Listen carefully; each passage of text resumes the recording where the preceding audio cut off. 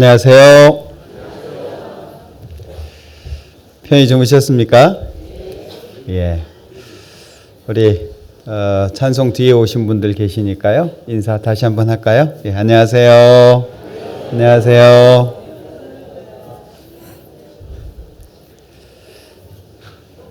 예. 잠깐 같이 기도하겠습니다.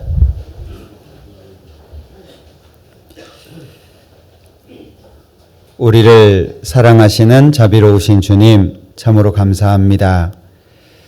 하나님의 크신 사랑과 은혜가 우리의 마음을 기쁘게 하며 또 영원하고 신령한 것을 소망하게 할 수 있도록 도와주신 것 참으로 감사합니다. 하나님을 등지고 하나님을 떠나서 영원하고 신령한 것을 알지 못한 채 방황했던 우리 모든 사람들 하나님께서 귀히 여겨보시고 우리의 죄를 영원히 용서해 주셔서 천국의 소망을 가질 수 있도록 또 헛된 이 세상에서 헛되지 않은 것을 위해 살 수 있도록 인도해 주신 것을 감사합니다. 우리 서울 강서교회 모든 형제 자매님들 한 사람 한 사람 일일이 기억해 주시고 그 모든 여건과 형편 가운데에서 하나님을 가장 잘 섬길 수 있도록 도와주시기를 기도합니다. 여러 가지 어려운 일들로 인해서 때로는 시험에 들고 때로는 넘어질 때도 있고 때로는 하나님을 등질 때도 있습니다. 그러나 한 사람도 놓지 마시고 주님 오시는 그날까지 하나님의 사랑과 은혜로 더욱 강권해 주시고 말씀 가운데 세워주시기를 원합니다. 경제적으로 신앙적으로 육신적으로 어려움을 겪고 있는 모든 분들을 기억해 주시고 비록 어렵지만 잘 이겨낼 수 있도록 또 주님과 동행함으로 그 어려움이 오히려 하나님과 가까워지는 소중한 시간이 될 수 있도록 도와주시기를 원합니다. 지금 이 시간에도 해외에서 수고하시는 많은 선교사님들 그리고 가족들과 함께하는 동역자 형제자매님들이 있습니다. 일일이 기억해 주시고 어렵고 힘들지만 실망하지 않게 하시고 좌절하지 않게 하시고 언제나 함께 하시는 주님을 바라보고 복음을 전하는 귀한 삶을 살 수 있도록 도와주시기를 원합니다. 오늘 이 자리 함께 하지 못한 식구들 어디에 있든지 지켜주시고 또 있는 그곳에서 그리스도인으로서 바르게 살아갈 수 있도록 힘 주시고 능력 주시기를 원합니다. 오늘 모든 시간 각 사람 마음속에 합당한 은혜로 채워주시고 또 한 주간을 힘차게 살아갈 수 있도록 용기를 허락해 주시기를 원합니다. 모든 시간 함께해 주시기를 원하면서 언제나 우리를 사랑하시는 예수님의 이름으로 기도합니다. 아멘. 시편 같이 교독하겠습니다. 시편 13장입니다.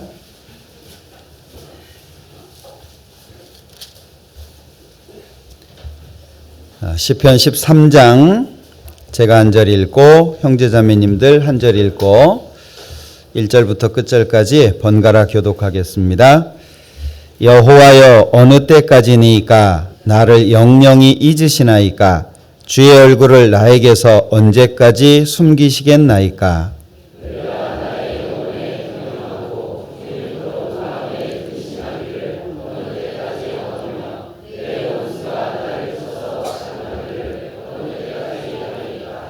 여호와 내 하나님이여 나를 생각하사 응답하시고 나의 눈을 밝히소서. 두렵건대 내가 사망의 잠을 잘까 하오며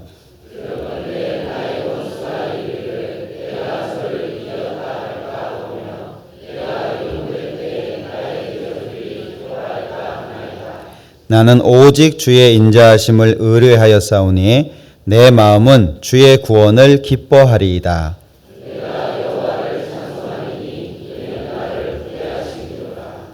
찬양대 찬양해 주시겠습니다.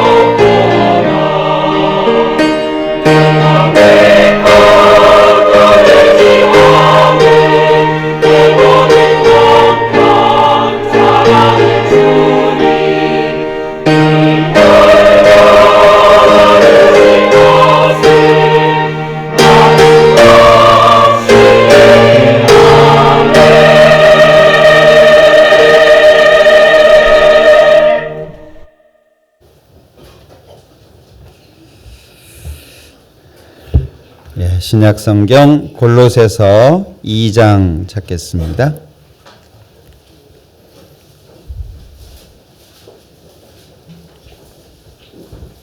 골로새서 2장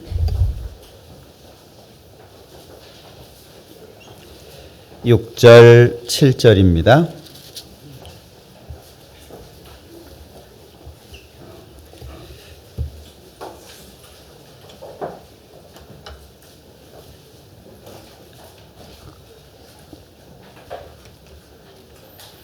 골로새서 2장 6절 7절 천천히 같이 읽겠습니다. 그러므로 너희가 그리스도 예수를 주로 받았으니 그 안에서 행하되 그 안에 뿌리를 박으며 세움을 입어 교훈을 받은 대로 믿음에 굳게 서서 감사함을 넘치게 하라. 목요일부터 특별 집회라는 이름으로 같이 시간을 가졌습니다. 올 하반기에도 한 번 더 있는데요. 많은 분들이 더 함께 했으면 좋았겠다라는 아쉬움도 있었고요.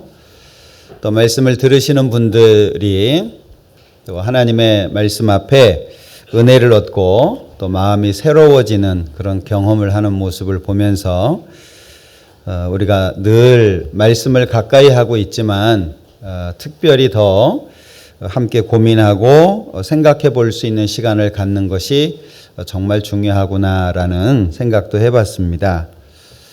어떤 주제로 할까 고민을 하다가 첫째 날 한 것은 우리 베드로전서를 했는데요.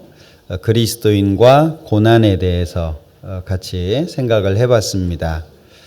원래 제가 개인적으로 이렇게 좀 생각을 해봤을 때는 베드로전서를 통해서 그리스도인들이 어떤 사람들이냐, 견디는 사람들이다.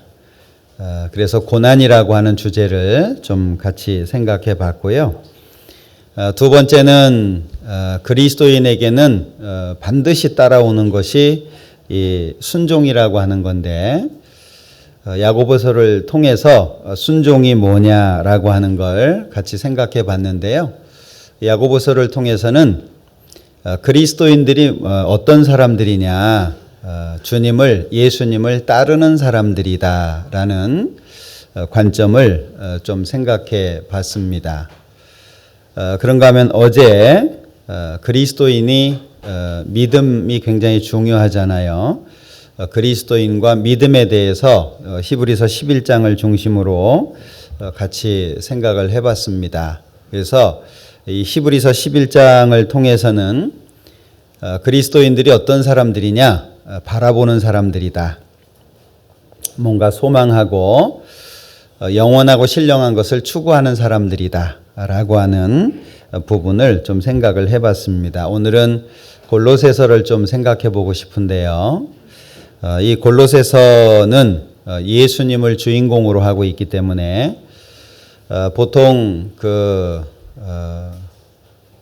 이 감옥에서 기록한 서신이라고 해서 옥중서신이라고 알려져 있는 것이 에베소서, 빌립보서, 골로새서, 그 다음에 빌레몬서 이 네 권을 옥중서신이라고 구분을 하고 있는데요. 에베소서가 교회가 무엇이냐라고 하는 걸 말씀하고 있다면 빌립보서는 교회 안에서 교제라고 하는 것이 이루어지는데 그 교제가 뭐냐라고 하는 걸 말씀한 게 빌립보서입니다. 그런가 하면 골로새서는 교회의 주인이 되시고 교제의 중심이 되시는 분이 그리스도인데 그 그리스도가 누구냐라고 하는 걸 말씀한 것이 골로새서입니다. 비록 4장밖에 되지 않지만 골로새서 내용 자체가 쉽지 않기 때문에 우리가 이 골로새서를 좀 마음속에 깊이 생각하고 많은 은혜를 얻을 수 있다면 우리의 신앙의 삶이 훨씬 더 힘차게 될 것이고 어떤 상태에 놓여 있다라고 할지라도 우리가 가지고 있는 믿음이 결코 흔들리지 않을 거다라고 하는 생각이 듭니다. 그래서 오늘은 골로새서를 통해서 그리스도인들이 어떤 사람들이냐? 소유한 사람들이다. 다시 말하면 그리스도를 소유한 사람들을 생각을 좀 해보고 싶습니다.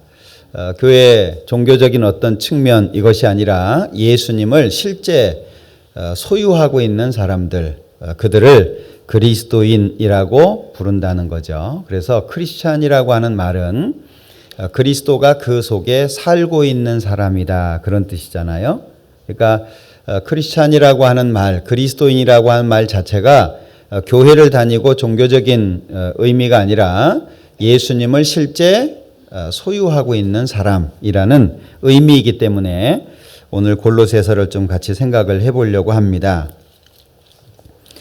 다 말씀을 드리기는 어렵고 그래서 1장과 2장을 중심으로 해서 몇 가지 좀 생각을 해보려고 하는데요. 중요한 것은 말씀을 듣는 것도 중요하지만 들은 말씀을 자기가 실제 확인해보고 그것을 고민해보고 답을 얻는 것이 중요합니다. 말씀을 듣고 지나쳐버리면 우리는 잊어버리잖아요. 우리는 거울을 보고 그 씻을 것을 발견했는데도 불구하고 돌아서서 잊어버리는 사람이 되면 안 되겠잖아요. 우리는 말씀을 듣고 실행하는 사람이 돼야 되기 때문에 반복해서 고민하고 반복해서 읽고 묵상하는 것은 굉장히 중요하리라고 봅니다. 우선 이 골로새서를 통해서 먼저 우리가 좀 생각해 보고 싶은 것은 골로새서는 이 칭찬이 앞부분에 기록이 되어 있습니다. 이 골로새 형제 자매들이 참 열심히 살지 않았나 하는 생각이 드는데요. 3절 이후가 칭찬에 대한 말씀이 이렇게 쭉 나오고 있거든요. 특히 5절에 보면 너희를 위하여 하늘에 쌓아둔 소망을 인함이니 1장 5절입니다. 너희를 위하여 하늘에 쌓아둔 소망을 인함이니 곧 너희가 전에 복음 진리의 말씀을 들은 것이라. 그리고 6절 후반부에 보면 또한 온 천하에서도 열매를 맺어 자란다. 그래서 이 골로새 교회에 복음이 한참 잘 전해졌었던 그리고 그 구원을 받아들인 사람들이 하나님 앞에 열심히 살아갔던 그런 모습들을 여기에 설명을 하고 있습니다. 자, 그런가 하면 7절에 보면 에바브라라는 사람이 등장하는데요. 이 에바브라는 골로새 지역의 선생으로 알려져 있습니다. 그래서 7절에 보면 이와 같이 우리와 함께 종된 사랑하는 에바브라에게 너희가 배웠나니 그는 너희를 위하여 그리스도의 신실한 일꾼이요 성령 안에서 너희 사랑을 우리에게 고한 자니라. 그래서 이 에바브라에 대한 내용이 4장에도 한번 언급이 되거든요.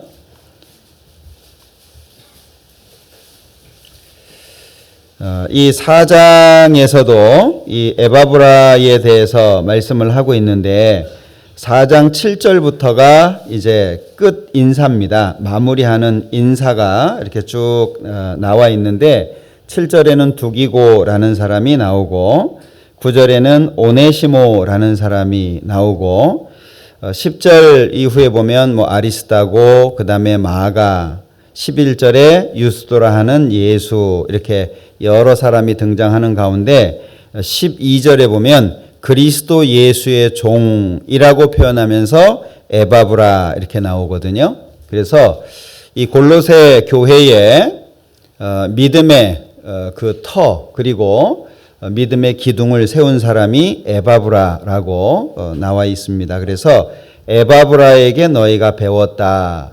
이 골로새 교회가 에바브라에 많은 헌신이 있었다는 것을 알 수 있습니다. 그리고 특별히 좀 주목이 되는 부분은 4장 14절에 보면 사랑을 받는 의원 누가와 또 데마가 너희에게 문안하느니라. 이 데마가 등장하잖아요. 근데 이 데마가 디모데 후서에 보면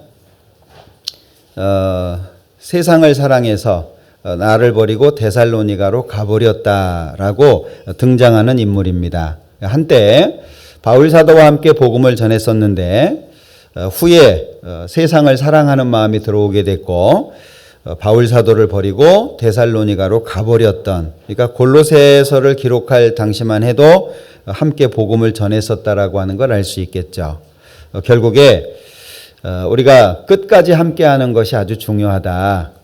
잠깐 복음을 위해서 쓰여지는 사람도 있지만 그러나 주님 오실 때까지 쓰여지는 것이 중요하고, 우리의 경주는 단거리가 아니라 장거리이기 때문에 끝까지 완주하는 것이 중요하다.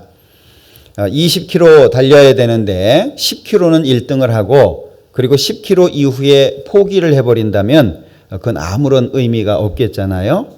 그래서 끝까지 완주하는 것이 중요하다라는 생각도 해봤습니다. 그런가 하면 이 골로새 교회에는 여러 가지 이제 이단에 속해 있는 그런 교리들이 몇 가지가 이렇게 등장하게 되는데 2장 4절에 보면은요,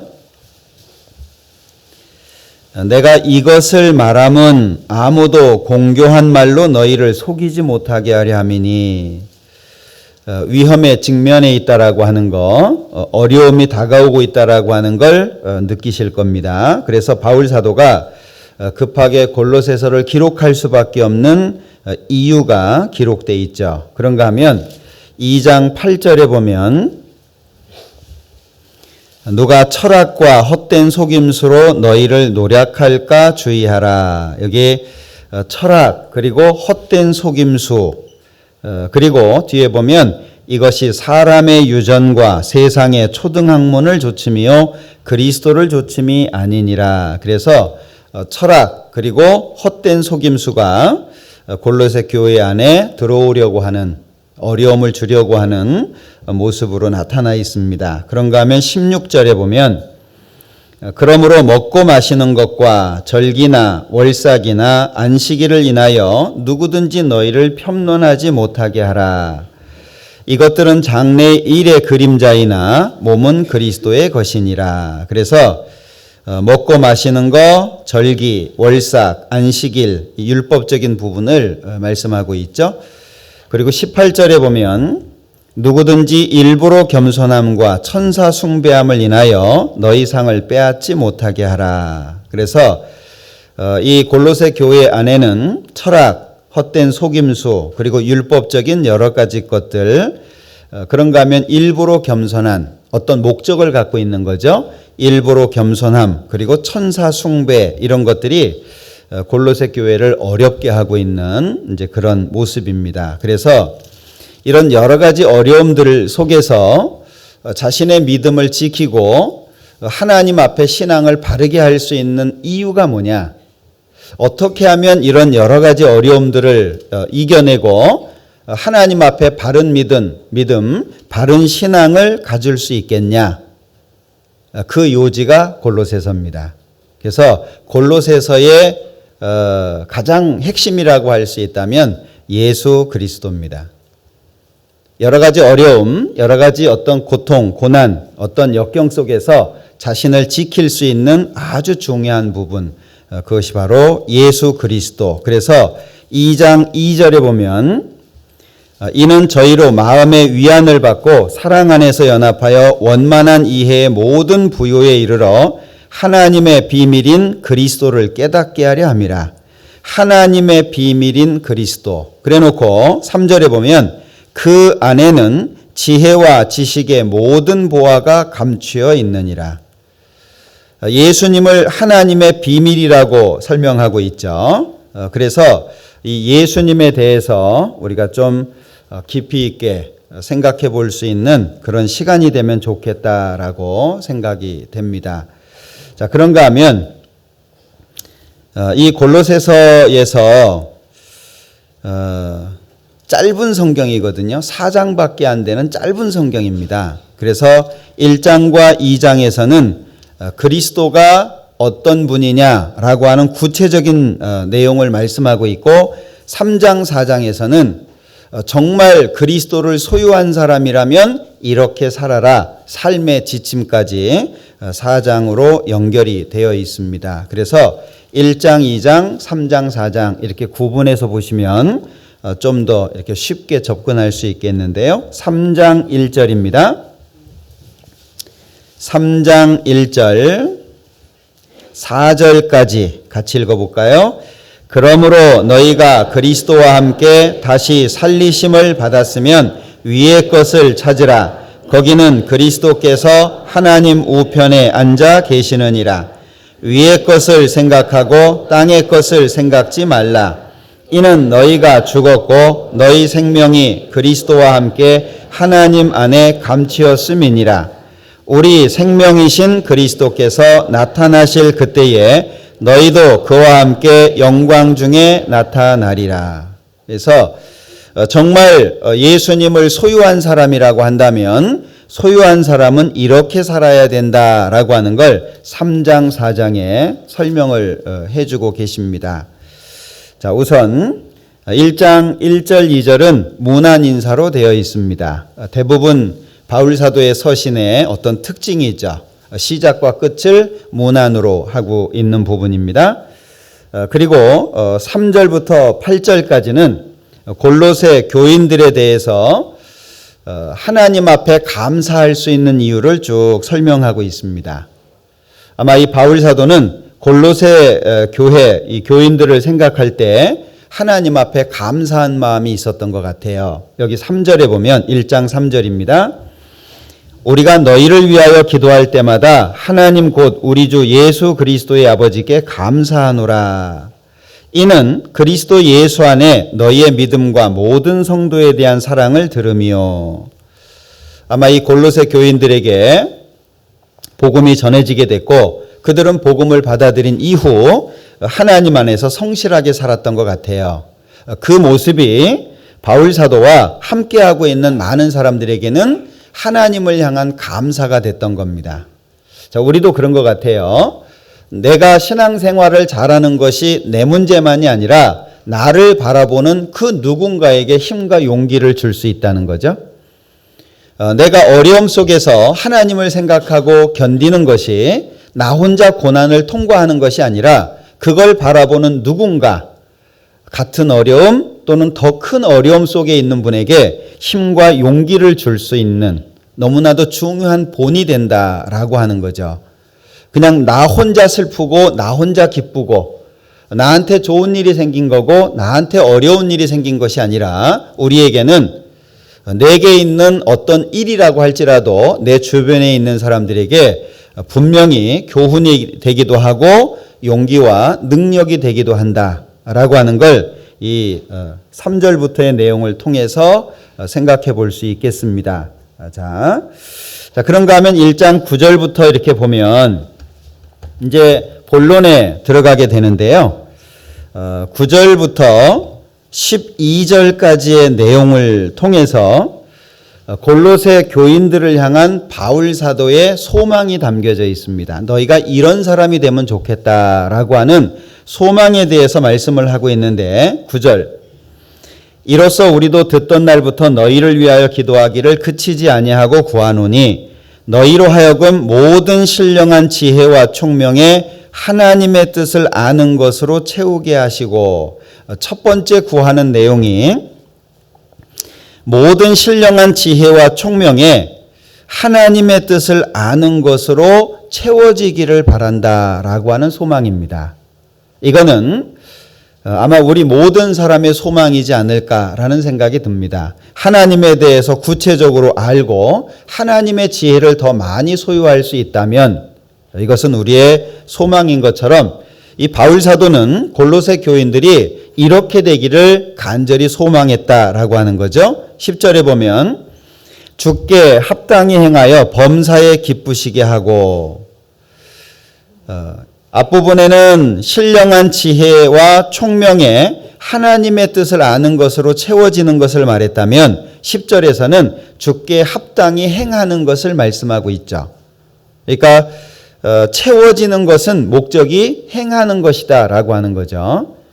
우리가 말씀을 배우고 이런 시간에 함께하는 것은 새로운 지식을 발견하려고 하는 것이 아니라 하나님의 것으로 채웠다면 하나님의 뜻대로 사는 것이 목적이라는 것을 알 수 있습니다. 그 결과가 모든 선한 일에 열매를 맺게 하시며, 모든 선한 일에, 이 세상에 선한 일이라고 하는 것을 크게 따지자면 하나님의 뜻에 부합되는 것, 그리고 좀 더 거리를 두자면 우리가 생각하는 여러 가지 선이 될 수 있겠죠. 어려운 사람을 도와주는 거, 그런가 하면 신앙적으로 붙잡아 주는 거, 기도해 주는 거, 염려해 주는 거, 함께 일하는 거, 그런 여러 가지 것들이 선에 해당이 될 텐데 모든 선한 일에 열매를 맺게 하시며, 그리고 그 뒤에 말씀하시는 것이 하나님을 아는 것에 자라게 하시고, 좀 구분해서 보셔야 될 것이 9절에서 말씀하신 것은 하나님의 뜻을 아는 것을 말씀하고 있고, 여기 10절 후반부에서는 하나님을 아는 걸 말씀하고 있어요. 좀 다르죠. 하나님에 대해서 아는 게 아니라 하나님 자체를 알고자 하는 거예요. 자, 좀 더 직접적으로 표현하고 있죠. 하나님의 뜻을 안다라고 하는 것도 중요하지만 하나님 자신을 안다라고 하는 건 더 중요한 겁니다. 사실 우리가 추구하고 살아야 될 거, 관심을 갖고 목적을 둬야 될 것들이 실상은 상당히 많습니다. 그냥 막연하게 성경 들고 와가지고 함께 모이고 찬송 부르고 이럴 것이 아니라 뭔가 구체적으로 하나님이 우리에게 원하시는 것들이 있다는 거죠. 자, 11절에 그 영광의 힘을 조차 모든 능력으로 능하게 하시며, 능력 있는 삶을 살기를 원한다는 거죠. 그런데 그게 하나님의 모든 능력으로 인해서 능하게 되는 겁니다. 기쁨으로 모든 견딤과 오래 참음에 이르게 하시고, 여기 기쁨으로 모든 견딤과 오래 참음, 잘 조화가 이루어지지 않는 단어를 연결해 놨죠. 여기 기쁨과 견딤은 사실은 잘 연결 안 되는 겁니다. 견딘다라고 하는 것은 힘든 거거든요. 어렵지만 버텨야 되는 거예요. 기다리고 인내해야 되는 걸 말합니다. 그런데 기쁨으로라는 전제를 앞에 말씀하고 있잖아요. 그러니까 기쁨으로 모든 견딤과 오래 참음에 이르게 하시고, 이렇게 되려면 앞부분이 반드시 선행돼야 되는 거예요. 그리스도인이라고 불려지면서 실제 삶의 방향이 세상에 맞춰져 있기 때문에 기쁨이 안 되는 겁니다. 왜 과거에 믿음의 선진들이 억울한 일 당했잖아요. 재산을 뺏기기도 했습니다. 얼마나 억울할까요? 재산 뺏기는 건 아무것도 아니죠. 죽음을 당하기도 했습니다. 고문을 당하기도 했습니다. 암혈과 토굴에 유리하기도 했습니다. 그런데도 그들은 기뻐했어요. 왜냐하면 이 땅이 나그네거든요. 나의 집은 저 하늘 저 너머 있거든요. 그러니까 소망하는 것이 다른 거예요. 이 땅의 것이 없어지는 건 손해라고 생각하지 않는 거예요. 그건 내 것이 아니니까. 자, 우리가 길을 지나가다가 여행을 하다가 나그네로 살다가 잠깐 좋은 호텔에 들어가서 잠을 잘 수 있습니다. 그런데 아침에 나올 때 그 호텔이 아무 좋은 것도 가지고 나오지 않아요. 그렇다고 해서 서운하지도 않습니다. 아유, 수도꼭지라도 하나 떼갈 걸 뭐 이러지 않잖아요. 응? 야, 침대뽀가 너무 좋은데 이거라도 갖고 갈까? 그런 거 생각하지 않죠. 그 안 갖고 나왔다고 해서 전혀 허전하지 않습니다. 서운하지 않아요. 우리가 이제 그런 마음을 배우는 것이 아주 중요하겠다라는 생각이거든요. 그런가 하면 12절에서 우리로 하여금 빛 가운데서 성도의 기업의 부분을 얻기에 합당하게 하신 아버지께 감사하게 하시기를 원하노라. 이런 과정을 통해서 결국에 내가 살아가는 모든 삶 속에서 하나님께 감사하기를 원한다. 우린 때로는 원망하기도 하고 불평하기도 하고, 하나님 도와달라고 하는데 듣는 거예요? 안 듣는 거예요? 도대체 나한테 관심이 있습니까? 라는 생각도 하게 되지만 어떤 상황 속에서든지 하나님께 감사하기를 원한다. 그러면 왜 바울 사도가 9절에서 12절까지 너희가 이렇게 되기를 원한다 라고 말씀을 했냐? 그 궁극적인 이유를 13절부터 말씀하고 있는 겁니다. 근데 그 13절부터가 그리스도를 설명하는 거거든요. 자, 이 13절의 말씀을 생각하기 전에 바울 사도의 마음을 한번 먼저 생각해 볼게요. 자, 이 바울 사도는 원래 사울이라는 이름을 가지고 있었습니다. 사울은 크다는 뜻이죠. 바울은 작다는 뜻입니다. 컸던 사울이 예수님을 믿고 나서 작은 바울이 된 겁니다. 자, 그런데 이 바울 사도의 중심에는요, 이 골로새서에 아주 구체적으로 바울 사도의 마음이 설명되어 있거든요. 자, 1장 23절. 만일 너희가 믿음에 거하고 터 위에 굳게 서서 너희 들은 바 복음의 소망에서 흔들리지 아니하면 그리하리라. 이 복음은 천하 만민에게 전파된 바요 나 바울은 이 복음의 일꾼이 되었노라. 바울 사도는 복음의 일꾼이 되었다라고 하는 걸 정말 감사하고 있습니다. 자랑스럽게 생각하고 있어요. 나는 이방인의 사도라고 하는 걸 정말 자랑스럽게 생각합니다. 자, 나 바울은 이 복음의 일꾼이 되었다 그랬죠? 24절. 내가 이제 너희를 위하여 받는 괴로움을 기뻐하고 그리스도의 남은 고난을 그의 몸된 교회를 위하여 내 육체에 채우노라. 참 이상하잖아요? 내가 이제 너희를 위하여 받는 괴로움을 기뻐한다. 자기에게 오는 괴로움이 아닙니다. 자기로 인해서 생기는 괴로움이 아니에요. 골로새 교인들로 인해서 생기는 괴로움을 기뻐한다라고 고백하고 있습니다. 이게 보통 마음은 아니겠죠. 이게 자기 자신으로 인해서 생기는 고통도 사실은 굉장히 어려운 거거든요. 그런데 다른 사람 때문에 내가 고통스러워요. 견딜 수 있을까요? 근데 바울 사도는 그걸 기뻐한다고 고백하고 있습니다. 자, 그런가 하면 25절에 보면 내가 교회 일꾼 된 것은 하나님이 너희를 위하여 내게 주신 경륜을 따라 하나님의 말씀을 이루려 함이니라. 하나님께서 바울 사도에게 주셨던 그것을 완성하기 위해서 바울 사도는 모든 걸 다 헌신했다는 것을 고백하고 있는 거거든요. 자, 29절 같이 읽습니다. 이를 위하여 나도 내 속에서 능력으로 역사하시는 이의 역사를 따라 힘을 다하여 수고하노라. 힘을 다하여 수고하노라. 그런데 자, 이 바울 사도가 골로새서뿐만이 아니라 그 외에 바울의 여러 서신 속에서 이런 비슷한 내용들을 고백한 것들이 많습니다. 고린도전서 15장에 보면 나는 날마다 죽노라 라고 고백합니다. 그러니까 한 달 죽는다, 뭐 2달 죽는다 이게 아니라 나는 날마다 죽는다 라고 고백을 합니다. 고린도전서 9장에 보면 내가 내 몸을 쳐서 복종케 한다 라고 고백을 합니다. 자기의 몸을 쳐서 복종을 시킨다. 마치 말에게 재갈을 물려가지고요, 어거 시키잖아요. 그죠? 말을 안 들으니까 말을 잘 듣게 하기 위해서 걸잖아요. 마찬가지로 바울 사도가 자기의 몸을 쳐서 복종시킨다. 그러면 내가 나를 복종시켜야만 하는 뭔가가 있다는 얘기잖아요. 그렇게 충분히 할 수 있는 뭔가가 있다는 얘기거든요.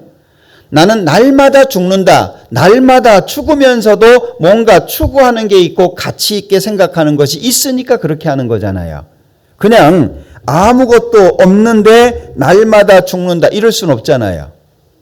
특히 고린도후서 1장에 보면은요. 찾아볼까요? 고린도후서 1장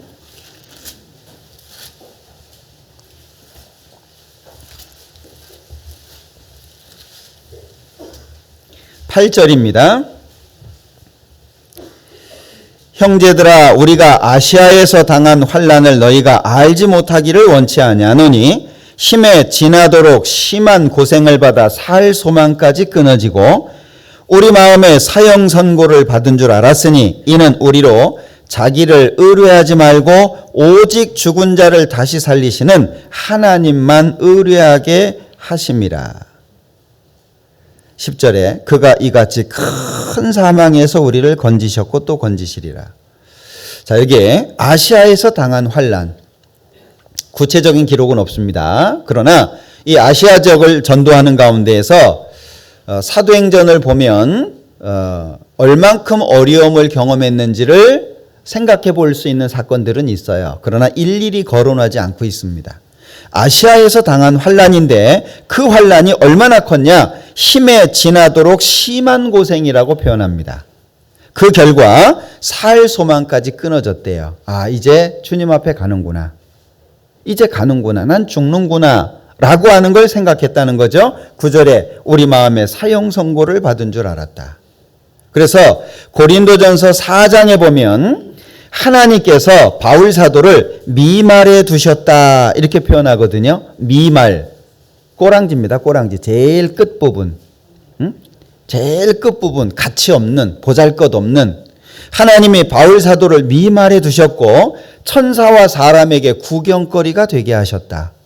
사실 이 바울 사도가 받은 그 고난은 우리가 일일이 거론하기 어렵습니다. 특히 현대를 살고 있는 우리는 바울 사도의 어떤 고통, 그 고난을 아마 조금이라도 이해하기 쉽지 않을 거예요. 고린도전서 4장 10절입니다. 고린도전서 4장 10절. 우리는 그리스도의 연고로 미련하되 너희는 그리스도 안에서 지혜롭고 우리는 약하되 너희는 강하고 너희는 존귀하되 우리는 비천하여 바로 이 시간까지 우리가 줄이고 목마르며 헐벗고 매맞으며 정처가 없고 또 수고하여 친히 손으로 일을 하며 후욕을 당한 즉 축복하고 핍박을 당한 즉 참고 비방을 당한 즉 권면하니 같이 읽습니다. 우리가 지금까지 세상의 더러운 것과 만물의 찢기같이 되었도다. 자, 문제는 바울 사도가 이러면서까지 왜 그리스도를 추구했냐 하는 거예요. 이러면서까지. 여러분들 이 말씀을 대하면서 바울 사도가 측은하십니까? 만약에 바울 사도가 측은하시다면 불쌍한 사람이에요. 이런 삶 자체가 나하고 안 맞다고 생각하십니까?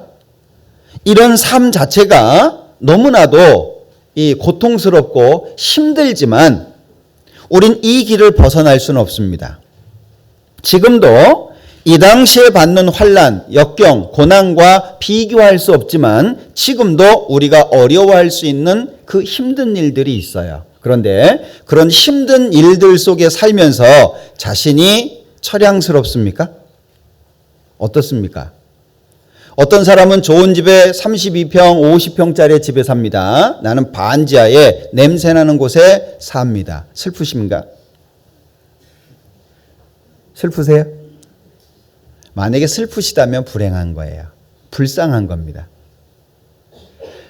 고린도전서 15장에 부활이라고 하는 걸 말씀하시면서 이렇게 얘기합니다.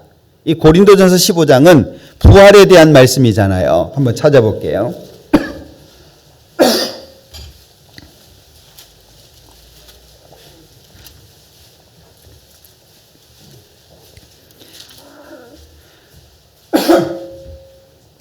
죄송합니다. 고린도전서 15장 19절입니다. 만일 그리스도 안에서 우리의 바라는 것이 다만 이 생뿐이면 모든 사람 가운데 우리가 더욱 불쌍한 자리라. 소리가 이상해졌네요. 그죠? 제 목소리가 이상해진 건가요? 자, 만일 그리스도 안에서 우리의 바라는 것이 다만 이 생뿐이면, 이 세상뿐이라고 한다면 모든 사람 가운데 우리가 더욱 불쌍한 자다. 우리가 정말 불쌍한 자다. 어떻게 사십니까? 우리가 세상 사람들처럼 살지 못하고 현재 기도하고 있지만 저도 견뎌야 되죠. 예, 어렵습니다. 하나님이 듣지 않으시는 것 같아요. 오랜 시간 신앙생활했지만 삶이 바뀌지 않습니다. 기도한다고 가난했던 사람이 하루아침에 부자가 되는 건 아니에요. 병약했던 사람이 기도했다고 해서 그 다음날 낫는 것도 아닙니다.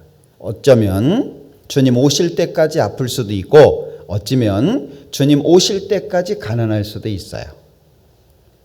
그것이 불행하다고 생각되십니까? 만약에 그렇다면 그분은 진짜 불쌍한 분이에요. 마치 이 세상에 뭔가 조금 갖고 있다라고 해서 뭔가 소유하고 있다고 생각하고 있다면 그것은 불행한 겁니다. 우린 다 알잖아요. 세상 사람들이 다 인정할 수 있는 진리 아시죠? 사람은 반드시 모두 다 죽는다는 거예요.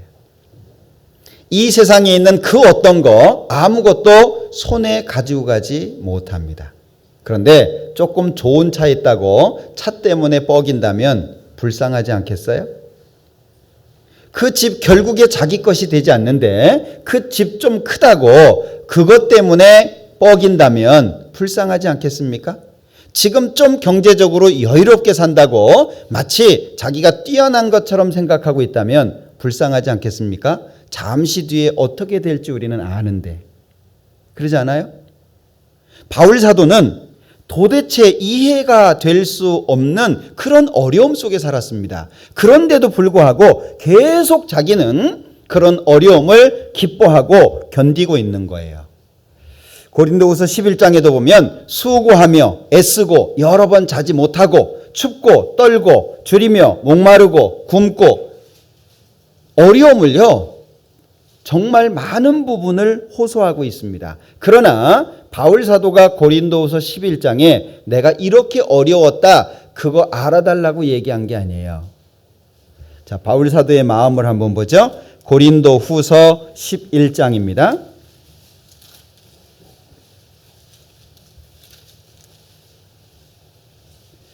27절 또 수고하며 애쓰고 여러 번 자지 못하고 줄이며 목마르고 여러 번 굶고 춥고 헐벗었노라. 같이 읽습니다. 이 외의 일은 고사하고 오히려 날마다 내 속에 눌리는 일이 있으니 곧 모든 교회를 위하여 염려하는 것이라. 바울 사도는 외적으로 겪는 어려움 아무것도 아니라고 말합니다. 이 외의 일은 고사하고 다 말한 게 아니죠.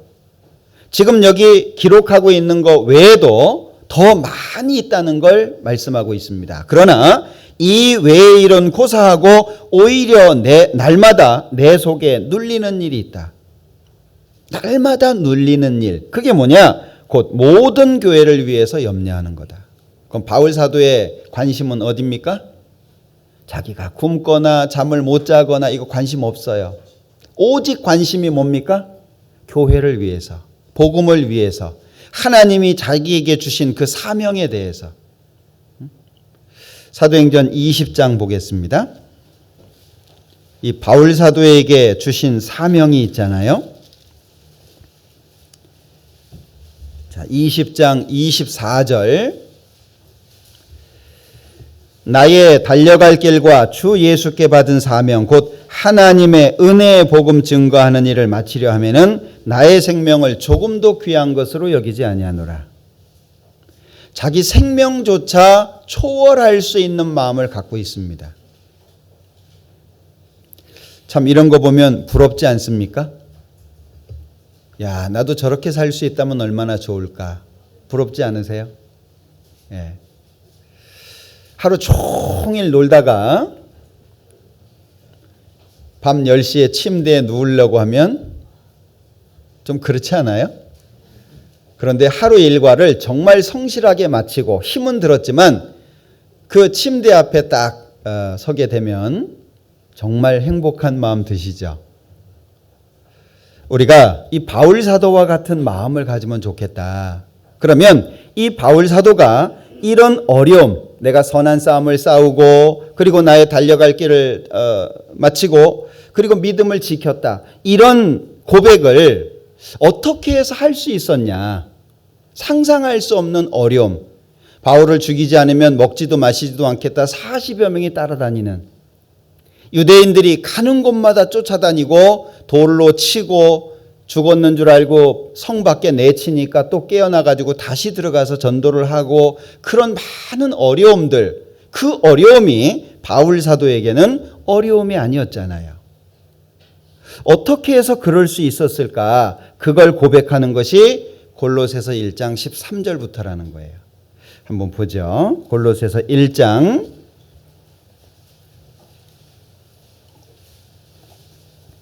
13절입니다. 14절까지 같이 읽어보죠. 그가 우리를 흑암의 권세에서 건져내사 그의 사랑의 아들의 나라로 옮기셨으니 그 아들 안에서 우리가 구속 곧 죄사함을 얻었도다. 저기 그가 앞부분에 하나님을 받고 있죠. 하나님께서 우리를 흑암의 권세에서 건져내서 그의 하나님의 사랑의 아들의 나라로 옮기셨습니다. 천국을 아들의 그 사랑의 아들의 나라 이렇게 표현하고 있잖아요. 아들의 나라도 보통이 아닌데 그 앞에 사랑이라고 하는 걸 붙여놓고 있습니다. 자, 흑암의 권세에서 건져져서 사랑의 아들의 나라로 옮겼는데 14절에서는 그 아들 안에서 이루어졌대요. 그리고 뒤에 말씀하시는 것은 구속 곧 죄사함을 말씀합니다.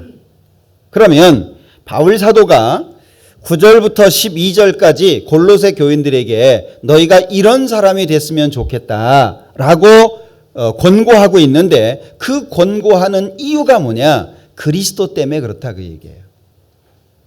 자, 흑암의 권세에서 건져진다. 이건 불가능한 겁니다. 흑암의 권세가 얼마나 무서우냐? 우린 모릅니다. 하나님이 얼마나 두려운 분이냐? 모릅니다. 하나님께서 얼마나 무섭지? 아시는 분 계십니까? 저도 가늠해 봐도 잘 모르겠어요. 두려운 분이라는 건 생각하겠지만 그 하나님의 두려움이 얼만큼인지는 저는 모릅니다. 아시나요? 그런데 그 흑암의 권세, 하나님의 모든 진노가 쏟아지는 그곳에서 건져졌다는 거예요. 그런데 어떻게 건져졌냐? 14절에 그 아들 안에서. 아들 때문에 건져졌다는 거예요. 아들 때문에 죄가 용서됐고 아들 때문에 흑암의 권세에서 건져진 거예요. 그러면 그 아들의 죽음이 아니었다면 우리는 흑암의 권세에서 절대 나올 수 없습니다. 감사하는 삶을 사시나요? 보답하는 삶을 사시나요? 물에 빠진 사람 건져놨더니 보따리 내놔라 이런가요? 사실 이 흑암의 권세라는 이 말이 정말 무서운 말입니다. 우리는 아파하는 자식 대신 아파줄 수 없어요. 힘들어하는 자녀를 보면서 어린아이 감기가 걸리고 코가 막혀가지고 숨을 제대로 쉬지 못하고 쌕쌕거리고 있습니다. 그 아이 쳐다보면서 어떻게 해줄 게 없어요. 대신 아파줄 수 있습니까? 안아줄 수는 있습니다. 달래줄 수는 있습니다. 그러나 그 고통을 대신할 수는 없어요. 흑암의 권세 얼마나 무서운지, 이 흑암의 권세가 얼마나 두려운 것인지 우리는 고민해 봐야 됩니다. 왜? 예수님께서 그 흑암의 권세에서 나를 건지신 거거든요. 결국에 바울 사도가 그 모든 어려움을 뒤로 하고 고난을 통과해서 주님을 바라보고 갈 수밖에 없었던 것은 그 아들 안에서 얻은 죄사함 때문이었습니다. 자기를 대신해서 죽어주신, 십자가에서 고통을 대신 받아주신, 그리고 그 흑암의 권세, 하나님의 모든 진노에서 나를 벗어나게 해주신 분이 하나님의 아들 예수님이거든요. 근데 우리는 살다 보면 내 사정이 앞서요. 내 마음에 안 들면 하나님이 안 보여요. 형제와 형제, 자매와 자매 사이에 문제가 생기면 예수님이 없어져요. 내가 경제적으로 어려워지고 어떤 회사가 어려워지고 하는 일이 힘들어지고 내가 어렵다고 생각하는 그런 일들이 다가오면 그러면 하나님이 없어져요. 자기 힘든 것만 남아요. 그리고 오히려 하나님 앞에 원망합니다. 하나님이 안 도와준다고, 나를 내버려 둔다고, 심지어는 사람이 미련함으로 자기 길을 굽게 하고 나중에 누구 원망합니까? 하나님을 미워합니다. 하나님을 원망하는 거예요. 자기가 잘못해놓고. 여기 그가 우리를 흑암의 권세에서 건져내셨다. 그 뒤에 여러 가지 말씀하시고 있지만 이 흑암의 권세에서 건졌다. 이것은요, 정말 우리가 주님 오시는 그날까지 더 깊이 있게 묵상해야 되는 겁니다. 이 사실은 결코 가벼워질 수 없는 문제입니다. 예수님이 십자가에서 내 죄를 용서하신 것이 10년 전이었습니다. 그 믿은 것이 10년이 지났어요. 가벼워질 수 있습니까? 내가 옛날에는 정말 잘 믿었어. 옛날에는 내가 신앙생활 잘했어. 그것은 사실은 우리 입에서 나와서는 안 되는 말입니다. 왜냐하면 예수 그리스도는 어제나 오늘이나 영원토록 동일하신 분이기 때문에 그렇습니다. 그분은 항상 동일하게 나를 바라봐 보고 계신데 우리는 상황에 따라서, 여건에 따라서 그분을 생각하고 바라보는 것이 달라져요. 어떤 때는 감동해서 눈물을 흘립니다. 어떤 때는 성경 읽고 찬송을 들어도 마음이 전혀 요동하지 않아요. 그렇게 감동됐던 마음이 언제 그랬냐? 주님을 찬양하고 주님을 고백하는 일이 우리는 무뎌지기 시작합니다. 입술의 열매라고 이야기하잖아요. 찬송을 부르는 거 입술의 열매입니다. 간증하는 거 입술의 열매입니다. 어떤 사람은 다른 사람이 간증하는 걸 듣고 마음의 위로를 받은 사람이 있어요. 어떤 사람은 찬송가를 듣다가 구원을 받은 사람도 있습니다. 입술의 열매예요. 얼만큼이나 주님을 인정하고 얼만큼이나 내 입으로 주님을 고백하고 살고 계십니까? 기도도 제대로 하지 않고 내가 구원받은 사람이라고 얘기하는 것은 정말 그것은 얼굴 두꺼운 거예요. 흑암의 권세에서 우리를 건져내려면 예수님은 반드시 죽어야 됩니다.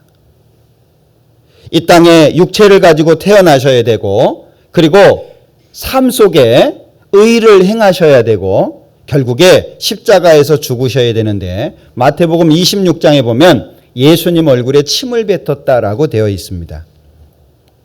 어떠십니까? 예수님 얼굴에 침이 뱉어졌어요. 그 예수님 거룩하신 얼굴에 침이 뱉어졌습니다. 그게 나 때문이거든요. 정말 그렇게 생각하십니까? 진짜로?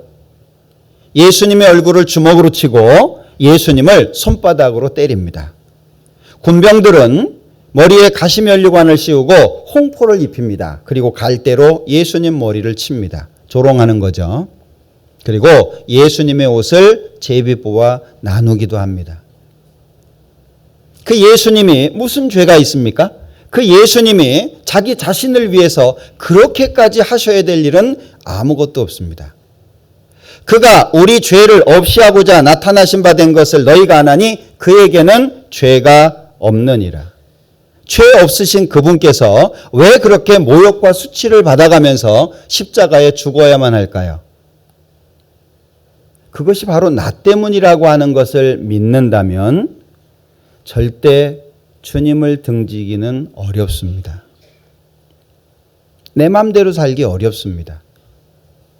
내 기준에 조금 안 맞는다고 마음 토라지기 어렵습니다. 왜냐하면 주님의 십자가가 너무 크기 때문에 그렇습니다. 너무 크지 않습니까? 친구를 위하여 목숨을 버리면 이에서 더 큰 사랑이 없다. 제일 큰 사랑은 대신 죽는 거라고 말씀하거든요. 바울 사도가 그 모든 어려움을 그렇게까지 견뎌가면서 그렇게 어려운데도 불구하고 감사할 수 있었고 기뻐할 수 있었고 오히려 자기 몸을 마치 제물로 바치듯이 자기 몸을 하나님 앞에 제물로 드려지게 한다라고 할지라도 사실은 기뻐하고 기뻐할 거라고 고백합니다. 바울 사도의 마음이거든요. 빌립보서 2장을 보죠.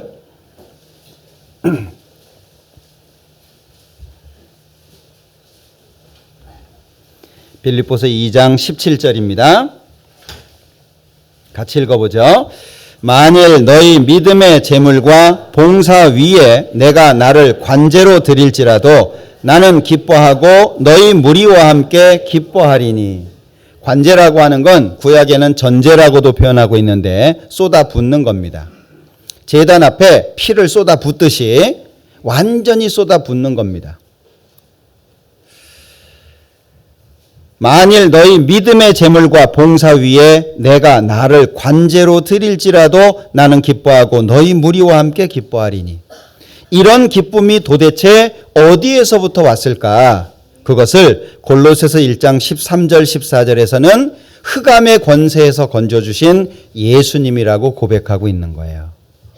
우리에게도 동일하게 흑암의 권세에서 건져주신 예수님 마음속에 있으십니까? 이거는 누구한테 드러내기 위해서 누구한테 알아달라고 이야기하는 것이 아니에요.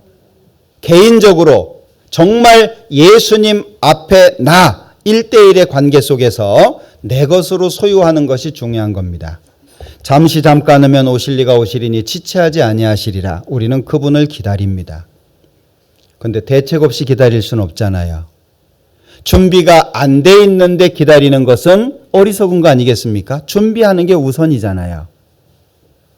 혹시 우리 서울 강서교회 형제 자매님들은 옆에서 인정해 주기 때문에 어떤 목사님이 구원받았다고 해줬기 때문에 또는 말씀 몇 번 들었기 때문에 말씀을 듣다가 눈물이 나고 감동이 되고 뭔가 예수님에 대해서 좋은 마음이 됐기 때문에 구원이라고 생각하시는 분이 없기를 바랍니다. 서울 강서교회 나온다고 해서 다 천국 가는 거 아닙니다. 개인적인 거예요. 정말 예수님을 개인적으로 내 마음의 구주로 모시는 것이 중요한 겁니다. 함께 신앙생활했다. 함께 같은 구역에 있었고 같이 봉사했고 같이 있었다는 이유만으로 절대 천국 갈 수 없습니다. 천국은 예수님께서 나에게 구주가 되셔야 돼요. 내 죄를 영원히 용서하신 분이 돼야 되고 그 예수님을 개인적으로 내가 받아들여야 됩니다. 그렇지 않으면 이 자리에 아무리 있어도 주님 오시는 날까지 한 모임에도 빠지지 않았다라고 할지라도 천국 절대 못 갑니다. 사람의 인정이 중요한 건 아니에요. 하나님 앞에 이 흑암의 권세에서 건져주신 예수님이 내 마음속에 참으로 나의 구세주로 계신지 확인해 보는 것이 필요할 겁니다. 그런데 15절에 보면 골로새서 1장 15절입니다. 13절 14절에서는 아들을 말했는데 15절에서는 그는 보이지 아니하시는 하나님의 형상이요. 14절까지는 아들이라고 얘기를 했거든요. 그런데 15절에서는 그는 보이지 아니하시는 하나님의 형상이랍니다. 하나님 자신인 거예요. 하나님 말고는 죄를 깨끗게 하실 수 있는 분이 없습니다. 하나님 외에 누가 죄를 사하겠느냐? 맞는 말입니다. 유대인들 알고 있었습니다. 그런데 몰랐던 것이 있었어요. 예수님께서 죄를 사하는 권세를 갖고 계셨다라고 하는 걸 유대인들은 알지 못했습니다. 자, 어떻게 생각되십니까? 하나님께서 이 땅에 오셔서 내 대신 죽었대요.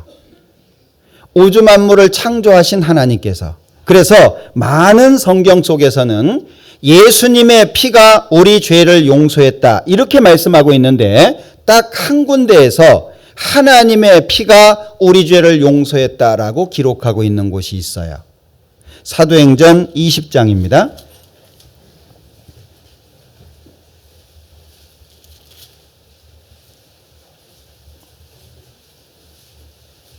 28절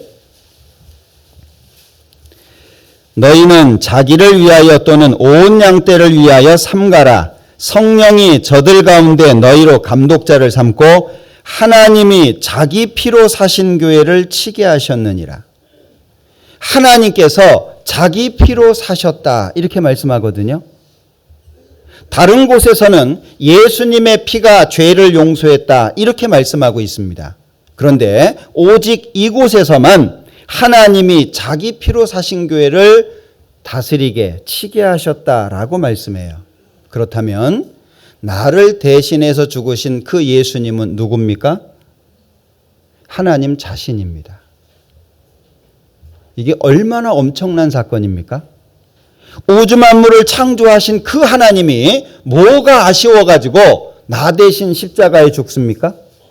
사람의 몸으로 이 땅에 오시는 그 번거로움을 왜 하나님께서 하셔야 됩니까? 내가 하나님 앞에 어떤 존재라고 하는 것이 이게 정말 놀라운 거예요. 하나님이 나를 기억하신다. 하나님이 나를 알고 계신다. 이것은요, 정말 놀라운 겁니다. 그런데 이 사실을 하나님께서 창세전에 계획하셨다는 거예요. 인간의 역사가 시작되기 전에 하나님께서 미리 계획을 하셨대요. 하나님이 이 땅에 육신을 가지고 오시고 그리고 십자가에 죽으시고 그리고 그 사실을 마음속에 믿음으로 하나님 안에 하나님의 자녀가 될 수 있고 천국의 백성이 될 수 있는 그 길을 하나님이 미리 정해 놓으셨다는 거예요. 하나님의 계획의 중심에 내가 있다라고 하는 것이 얼마나 놀랍습니까? 바울 사도는 그걸 안 거예요. 하나님의 계획의 중심에 내가 있구나.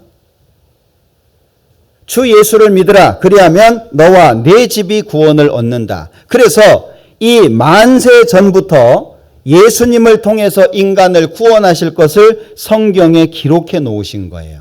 그래서 여기 15절에서는 그는 그 아들은 보이지 아니하시는 하나님의 형상이다. 모든 창조물보다 먼저 나신 자다. 여기 모든 창조물보다 먼저 났다 이러니까 이 예수님을 피조물이라고 생각하는 사람들이 있더라고요. 이거는 먼저 출생했다 그런 뜻이 아닙니다. 여기 의미는 으뜸, 여기 뒤에 나오는데요. 18절에 보면 그는 몸인 교회의 머리라. 그가 근본이요 죽은 자들 가운데서 먼저 나신 자니 이는 친히 만물의 으뜸이 되려 하시며 선제, 장자권을 표현하고 있는 거예요. 자, 모든 창조물보다 먼저 나신 자다. 자, 이것은 피조물이라고 설명하고 있는 것이 아닙니다. 앞부분하고 안 맞잖아요. 자, 골로새서 1장 15절에 그는 보이지 아니하시는 하나님의 형상이요. 그래놓고 모든 창조물보다 먼저 났다. 그럼 이게 앞뒤가 안 맞아요.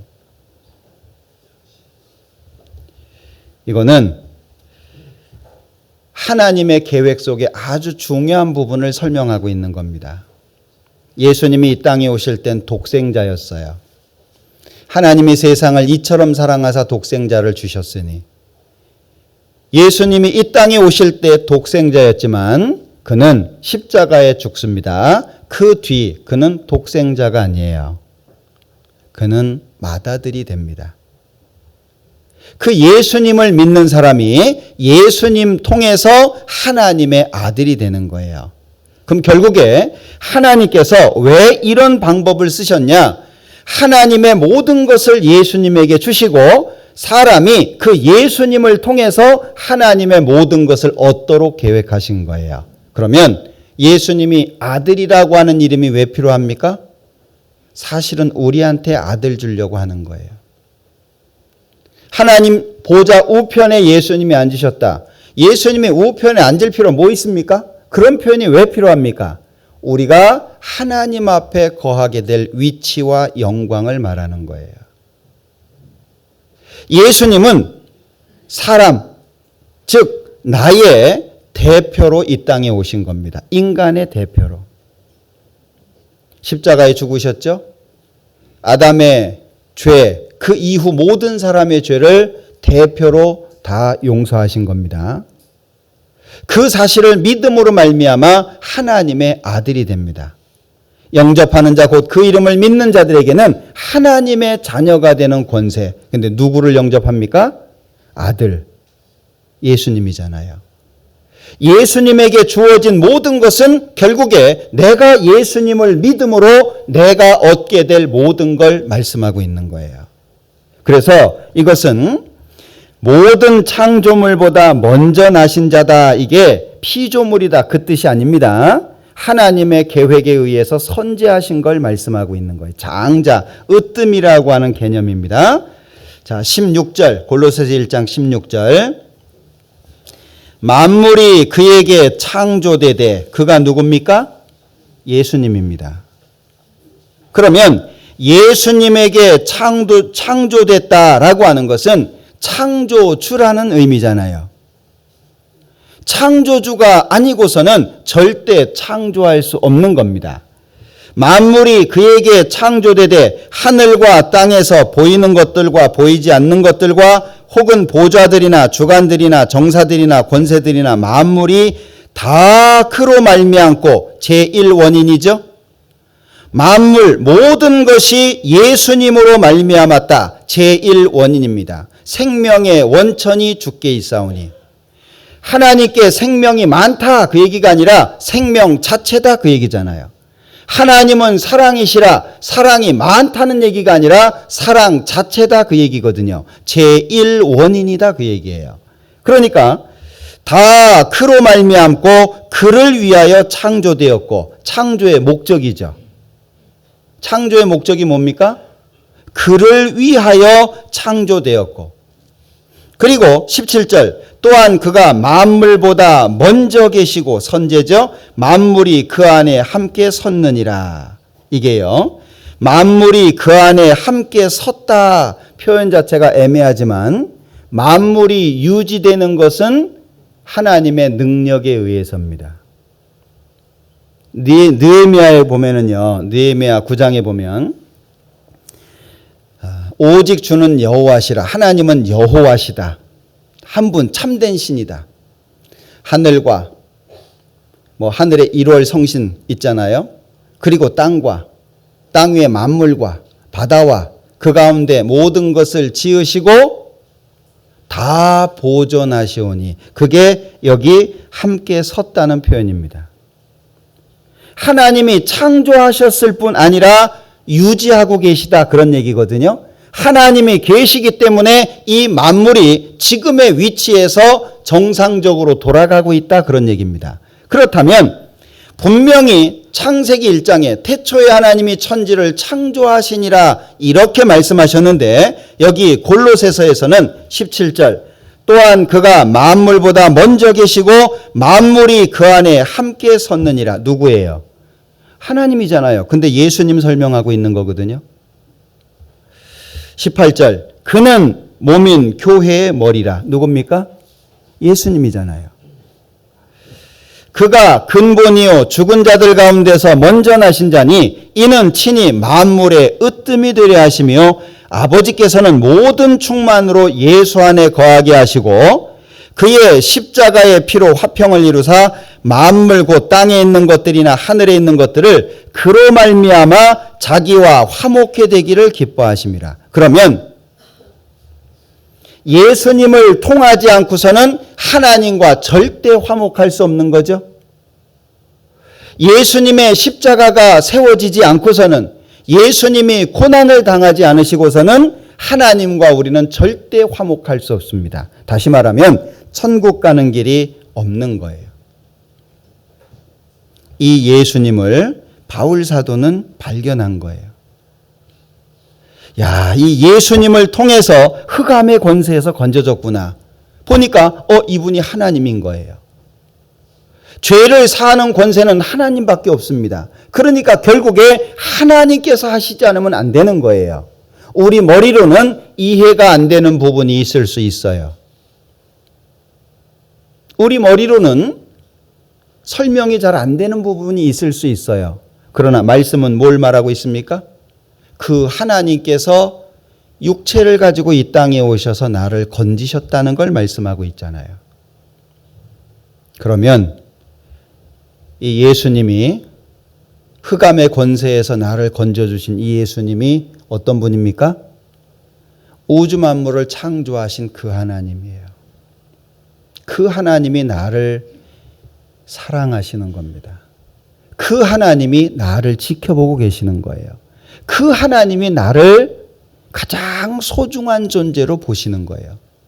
그 하나님께서 나를 건지기 위해서 할 수 있는 모든 걸 다 하신 겁니다. 바울 사도는 이게 너무 엄청난 거예요.